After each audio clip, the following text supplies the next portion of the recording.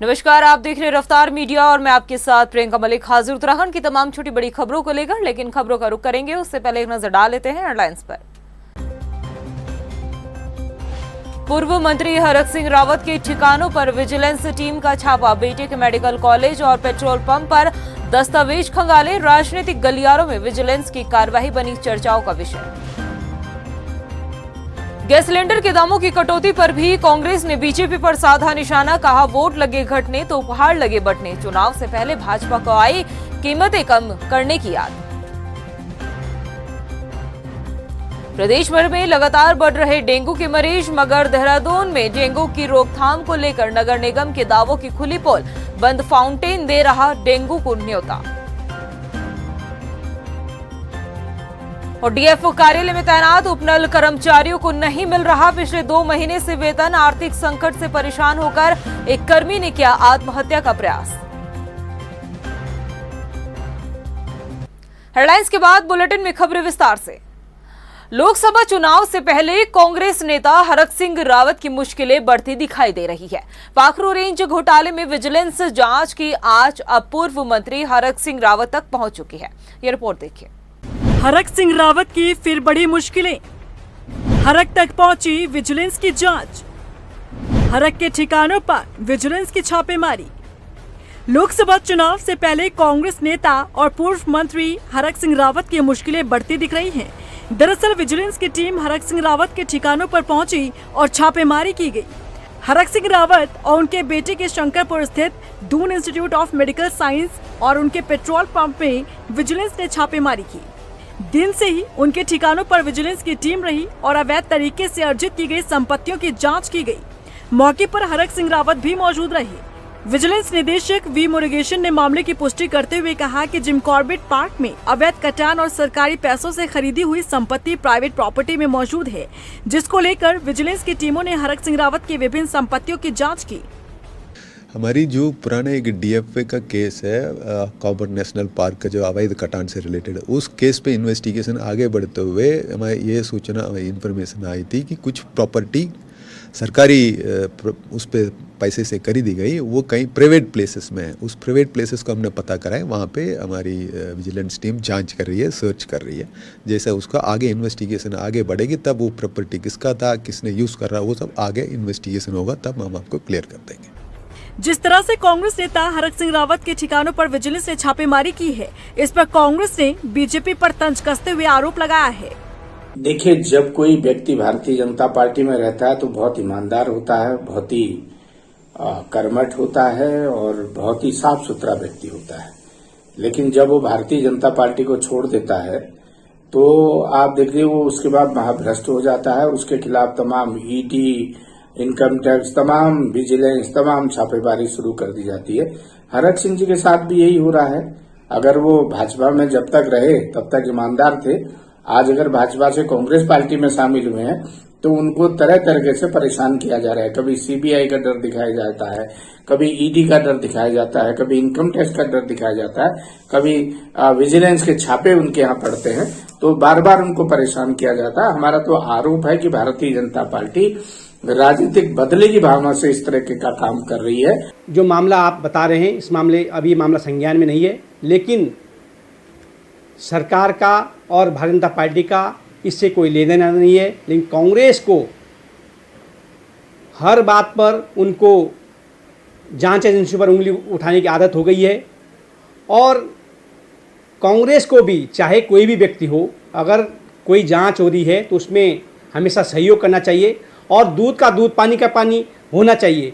और इसमें कोई जांच एजेंसी कोई जांच कर रही है तो उसमें डरने की भी क्या बात है, उसका सामना करना चाहिए। दरअसल 2019 में जिम कॉर्बेट पार्क में जंगल सफारी बनाने को लेकर हजारों पेड़ काटे गए थे। साथ ही कंक्रीट की दीवारों के नाम पर सरकारी संपत्ति का दुरुपयोग हुआ। उस वक्त हरक सिंह रावत बीजेपी सरकार में कैबिनेट मंत्री थे और उन पर बीते साल ये आरोप लगा था कि उनके संरक्षण में ही तत्कालीन डीएफओ किशन चंद ने सरकारी पैसों और नियमों का उल्लंघन करके पेड़ों का कटान किया था। और अब इस मामले में जांच की आंच हरक सिंह रावत तक पहुंच चुकी है। रफ्तार मीडिया के लिए देहरादून से हिमांशु चौहान, सुशांत सिंह के साथ ब्यूरो रिपोर्ट। केंद्र सरकार ने घरेलू गैस सिलेंडर के दाम में 200 रुपए की कटौती की है। इस कटौती के बाद भी विपक्षी पार्टी बीजेपी पर निशाना साध रही है। कांग्रेस की मुख्य प्रवक्ता गरिमा दसोनी ने कहा कि सरकार ने पहले 5 साल तक महंगाई बढ़ाई है और इस महंगाई की चक्की में आम जनता को पीसा और अब चुनाव से पहले कीमत घटाने की याद आई है। साथ ही उन्होंने सरकार पर निशाना साधते हुए कहा है कि जब वोट लगे घटने तो उपहार लगे बंटने और यही हालात अब बीजेपी के हैं। 5 साल तक जनता को महंगाई की चक्की में पीसते रहो और जैसे ही चुनाव सर पर हो तो चुनावी पुलाव परोसना शुरू कर दो। जब वोट लगे घटने तो उपहार लगे बंटने, यही कहावत इन पर चरितार्थ हो रही है। स्मृति ईरानी को शर्म भी नहीं आती। जब गैस सिलेंडर 1200 पहुंच गया तब एक भी ट्वीट नहीं आता, आम जनता के मर्म को समझने का प्रयास नहीं होता और जैसे ही कल 200 रुपये घटाए गए तो तुरंत मैडम का ट्वीट आ गया जो सिलेंडर लेकर सड़कों पर उतरी रहती थी। यहाँ उत्तराखंड की भौगोलिक विषमताएं तो ऐसी हैं कि कुछ इलाकों में तो सिलेंडर पहुंचते पहुंचते 3000 का हो जा रहा है। उत्तराखंड में डेंगू लगातार लोगों को अपनी गिरफ्त में ले रहा है। खास तौर पर राजधानी देहरादून में डेंगू मरीजों की जो संख्या है वो लगातार बढ़ती जा रही है। ऐसे में एक तस्वीर जो हम आपको दिखाने जा रहे हैं वो अपने आप में बड़ा सवाल खड़ा कर रही है कि किस तरह से नगर निगम लापरवाह बना है और डेंगू जैसी बीमारी को बढ़ावा दे रहा है। ये रिपोर्ट देखिए।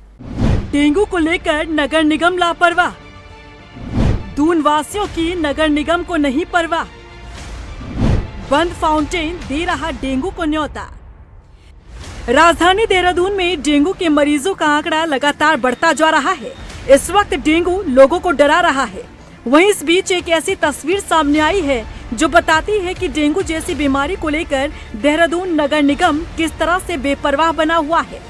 ये तस्वीर है लेंसडाउन चौक की, जहां ये फाउंटेन कई हफ्तों से बंद पड़ा है, लेकिन इस फाउंटेन को अभी तक खाली नहीं किया गया, जिसके कारण यहां जमा हुए पानी में मच्छर पनप रहे हैं और डेंगू को न्योता दे रहे हैं।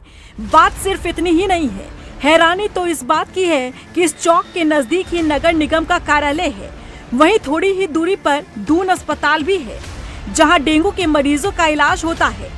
ऐसे में अंदाजा लगाना कठिन नहीं कि डेंगू को लेकर नगर निगम कितना संजीदा है और कितनी गंभीरता से इस बीमारी पर काम कर रहा है। इस मामले को लेकर जब दून मेयर सुनील उनियाल गामा से सवाल किया गया तो वो सटीक जवाब देने के बजाय बातों को घुमाते नजर आए। जहाँ पानी इकट्ठा होता है, जहाँ लार्वा बनता है, साफ पानी में जो है हमारा ये जो डेंगू का लार्वा है ये पनपता है। तो इसके लिए जो है हम अभियान चलाते हैं समय समय पर, जहाँ जहाँ ये ऐसी समस्या आती है। अभी आपने अभी संज्ञान में आया है कि ये फुहारे चौक पे जो फुहारा है उसमें भी पानी काफ़ी इकट्ठा हो रखा है। तो उसमें आज उसमें दवाई जो है उसको छिड़काव करके ताकि वहाँ लार्वा उसका नष्ट किया जा सके। और जहाँ जहाँ ऐसी दिक्कतें आती हैं, जहाँ ऐसी ऐसी सूचना भी हमें मिलती है तो उसका हम लार्वा नष्ट करने के लिए अपने नगर निगम के माध्यम से उसका करते हैं। मेयर गामा जी कह रहे हैं कि उनके संज्ञान में ये मामला आया है और अब दवाइयों का छिड़काव किया जाएगा। लेकिन हैरानी की बात तो ये है कि लगभग 15 अगस्त से ये फाउंटेन बंद पड़ा है। नगर निगम कार्यालय बिल्कुल नजदीक है, तो क्या उनकी नजर अब तक इस पर नहीं पड़ी या फिर जानकर भी अनजान बने रहे? ये काफ़ी टाइम से बंद पड़ा हुआ है, ये कभी चलता भी नहीं है। कभी काफ़ी टाइम हो गया हमें तो देखते हुए, कह रहे हैं आते जाते रहते हैं, यहीं रहते हैं। अब इसमें भी पानी जमा ही है, इससे भी डेंगू फैलने की बहुत सारी वो है बीमारियां कि किस तरह है। अगर चलेगा तो पानी है कि रोज़ साफ वगैरह रहेगा, पता नहीं कितने दिनों से बंद है, इसमें भी पानी होगा, लेकिन इसकी भी कोई कुछ करता ही नहीं है। जब से देखो तब बंद ही रहता है। तो मोस्टली जो है मैं 2-3 दिन से देख रहा हूँ मैं, ये चल नहीं रहा है। बंद है ना? हाँ बंद है, से बंद है। मुझे तो करीबन जो है 1 हफ्ता दिखाई दे रहा है। बता दें कि इस वक्त उत्तराखंड में डेंगू के मरीजों का आंकड़ा लगभग 600 के पार हो चुका है। वहीं 400 से अधिक मामले सिर्फ देहरादून से सामने आए हैं। ऐसे में नगर निगम की लापरवाही लोगों पर भारी पड़ सकती है। उम्मीद है कि इस रिपोर्ट को देखने के बाद नगर निगम हरकत में आए और लेंसडाउन चौक पर बने इस फाउंटेन को या तो चलाया जाए ताकि एक जगह पानी इकट्ठा न रह सके, या फिर पानी को खाली करवाया जाए ताकि मच्छरों को पनपने से और डेंगू फैलने से रोका जा सके। रफ्तार मीडिया के लिए देहरादून से सुशांत सिंह के साथ ब्यूरो रिपोर्ट। उत्तराखंड के उत्तरकाशी का एक गांव 40 साल से सड़क का इंतजार कर रहा था। 40 साल बाद जब गांव में सड़क निर्माण के लिए जेसीबी पहुंची तो ग्रामीण ढोल नगाड़ों के साथ झूम उठे। ये रिपोर्ट देखिए।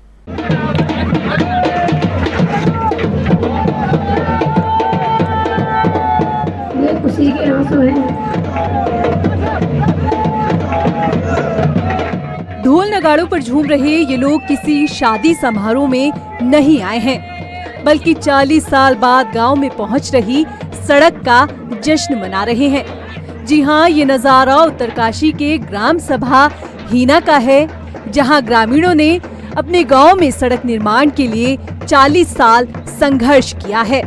1500 की आबादी वाले हीना ग्राम सभा में आलू और टमाटर की पैदावार काफी अच्छी होती है।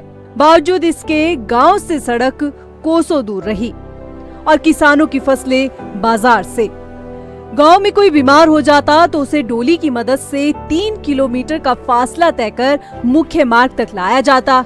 ग्रामीणों ने अपनी समस्या की शिकायत शासन प्रशासन से भी की, लेकिन हल नहीं निकल पाया। ग्रामीण बताते हैं कि सड़क निर्माण की मंजूरी 40 साल पहले ही मिल चुकी थी, लेकिन फॉरेस्ट की आपत्ति के कारण सड़क निर्माण नहीं हो पाया। फॉरेस्ट की आपत्ति के बाद ग्रामीणों ने हाई कोर्ट में रिट दाखिल की। कोर्ट में दोनों पक्षों की सुनवाई के बाद ग्रामीणों के हक में फैसला सुनाया। कोर्ट के आदेश के बाद सड़क निर्माण के लिए जब जेसीबी गांव पहुंची तो ग्रामीण भावुक हो गए। गांव की ग्राम प्रधान ने कहा कि हमें बरसों से इस सड़क का इंतजार था। बहुत बढ़िया बोली, बहुत बढ़िया, अच्छा प्रयास है। अब आप एक कार्यकाल में एक नहीं दो है। ये खुशी के आंसू हैं। मैं अपने पति से रोज बोलती थी, छोटे मोटे काम होते रहते हैं, मुझे रोड चाहिए, मेरे कार्यकाल में रोड चाहिए। तो भगवान से भी रोज प्रार्थना करती थी कि मेरे कार्यकाल में रोड आ जाए। भगवान ने सुन ली, 2 रोड हो चुकी है और मैं समस्त ग्राम सभा को बहुत बहुत धन्यवाद देना चाहती हूँ। हमारे बीच में पत्रकार भी आए हुए हैं, उनको भी मैं बहुत बहुत धन्यवाद देना चाहती हूँ। अब दाना पर सब लोग हम इसलिए आ रखे हैं कि हमें बड़े दुख हो रहे थे चलने में। आज हम बड़ी खुशी हुई, हमारे गांव में रोड जा रही है।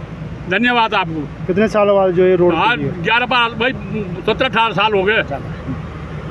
और हमें मतलब उस क्षेत्र पंचायत थे जो हमने इसकी नींव रखी थी, जिला पंचायत वही ब्लॉक में हमने इसका प्रस्ताव भेजा था और यहाँ जिला पंचायत गई थी और जिला पंचायत से रोड मंजूर हुई पहले।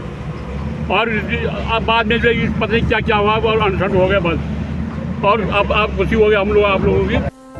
सड़क निर्माण के लिए झूम रहे ग्रामीण इस बात से वाकिफ हैं कि सड़क निर्माण के बाद उनके गांव में विकास के द्वार खुलेंगे, क्योंकि ये सत्य है कि सड़क हर क्षेत्र के विकास में अहम भूमिका निभाती है।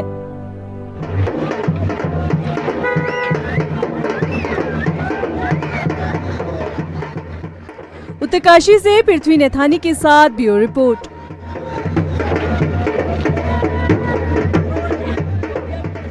देहरादून में विक्रम मैजिक और सिटी बस चालकों की मनमानी पर लगाम कसने के लिए यातायात पुलिस अब उन्हें यूनिक आईडी देने वाली है। इससे यातायात नियमों का उल्लंघन करने पर चालक की आसानी से पहचान हो सकेगी, साथ ही बिना लाइसेंस वाहन संचालन पर लगाम भी लगेगी। यूनिक आईडी बनाने के लिए वाहन यूनियन को चालकों की जानकारी यातायात पुलिस कार्यालय में जमा करने के लिए कह दिया है।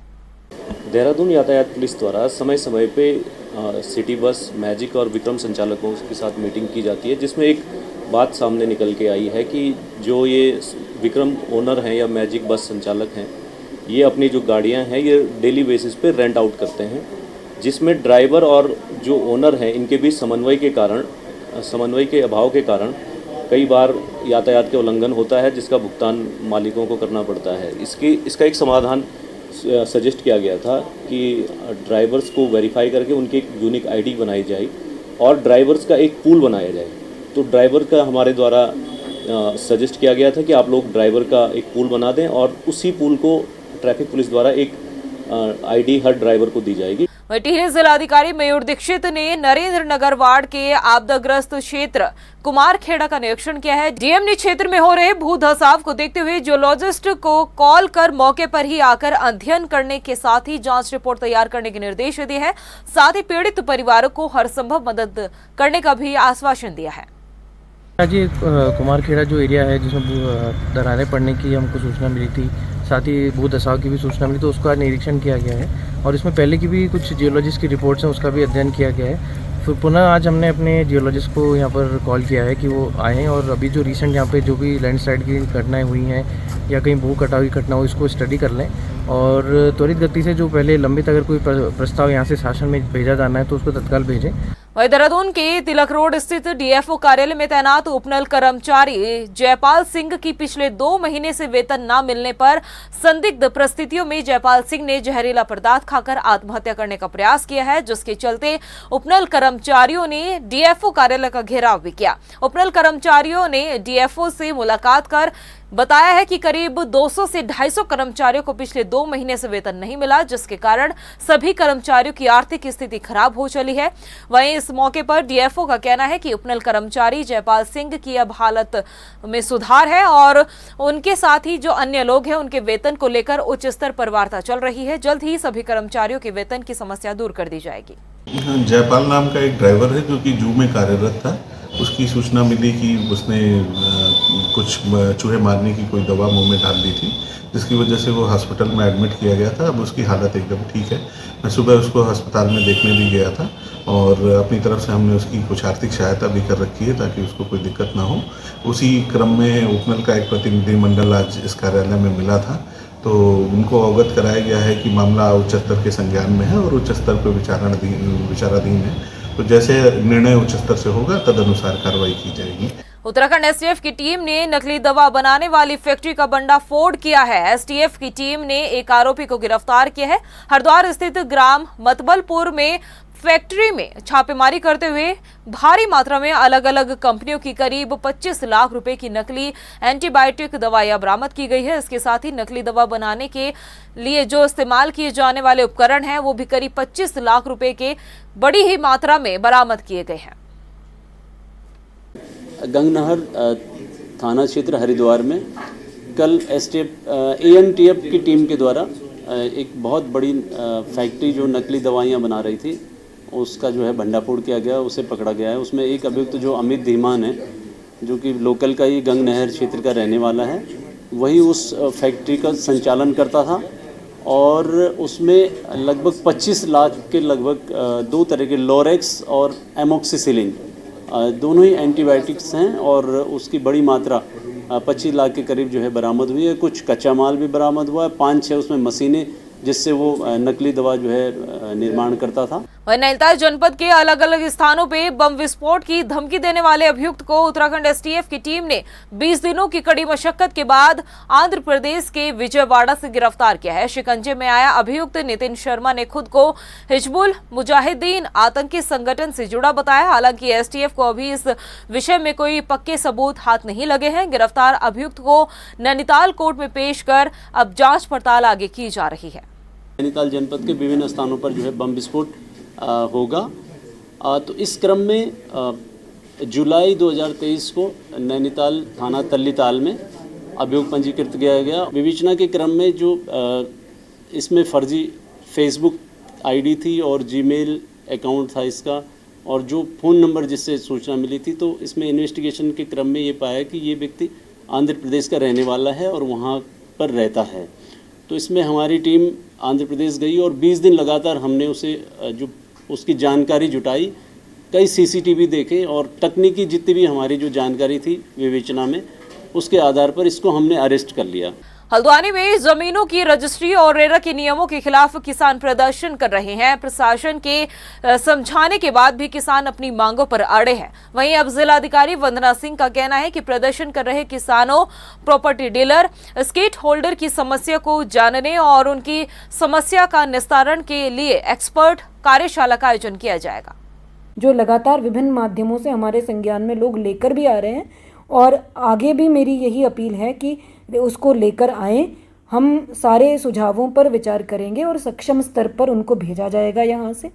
इसके साथ ही एक वर्कशॉप भी इसी उद्देश्य को लेकर प्राधिकरण ने प्लान करी थी, जिसमें 1-2 विशेषज्ञों का समय जो है क्लैश, टाइमिंग, डेट्स वगैरह क्लैश होने की वजह से उसकी तिथि में परिवर्तन किया जा रहा है। अभी 25 के लिए उसको निरस्त किया गया है, लेकिन अग्रिम तिथि जो है जल्दी ही सूचित कर दी जाएगी जैसे ही विशेषज्ञों की डेट कंफर्म हो जाती है। प्रदेश भर में रक्षाबंधन के पर्व की धूम देखने को मिल रही है। पर्व को लेकर बहनें काफी उत्साहित है। कई इलाकों में बहनें पुलिस के जवानों को रक्षा का सूत्र बांध रही है। तस्वीर पौड़ी की है, जहां ब्रह्म कुमारी ईश्वरीय विश्वविद्यालय की बहनों ने जिला पुलिस कार्यालय में एसएसपी समेत कई अन्य पुलिस कर्मियों के हाथों पर रक्षा का सूत्र बांधा। और ये दूसरी तस्वीर दिनेशपुर की है। यहाँ भी महिलाओं ने पुलिस जवान और टेम्पो चालकों की कलाई पर रक्षा का सूत्र बांधा है।